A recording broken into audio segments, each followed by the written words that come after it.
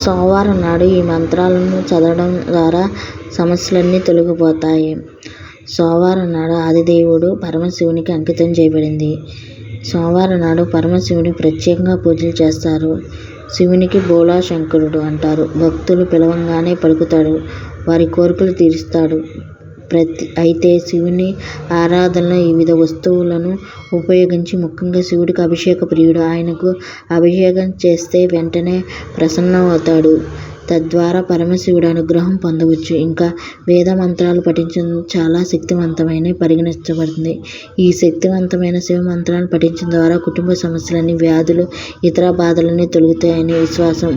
మరి ఆ మంత్రాలు ఏంటో ఇప్పుడు తెలుసుకుందాం. శివ పంచాక్షరి మంత్రం. ఓం నమః శివాయ.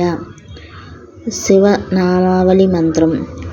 శ్రీం శివాయ నమః, శ్రీ శంకరాయ నమః, శ్రీ మహేశ్వరాయ నమః, శ్రీ రుద్రాయ నమః, ఓం పార్వతీపతయే నమః, ఓం నమో నీలకంఠాయ నమః.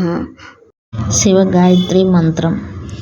ఓం మహాదేవాయ విద్మహే రుద్రమూర్తి ధీమహి తన్నో శివ ప్రచోదయాత్. సోమవారం నాడు ఈ మంత్రాలు పఠించడం ద్వారా అన్ని రోగాలు, దోషాలు, కష్టాలు తీరుతాయి విశ్వాసం. ఈ మంత్రాలు పఠించడం ద్వారా పితృదోషం, కాలసర్ప దోషం, రాహుకేతు దోషాల బాధల నుంచి ముక్తి పొందుతారు. అలాగే ఈ మంత్రాలను పఠించడం ద్వారా మోహము, క్రోధము, ద్వేషము, దురాశ, భయము అన్నీ నశిస్తాయి. ఈ మంత్రం మనిషితో ధైర్యాన్ని, ఉత్సాహాన్ని కలిగిస్తాయి. ఈ శివ మంత్రాన్ని పఠించడం ద్వారా శరీరాల సంబంధిత రుగ్మతలు నశిస్తాయి.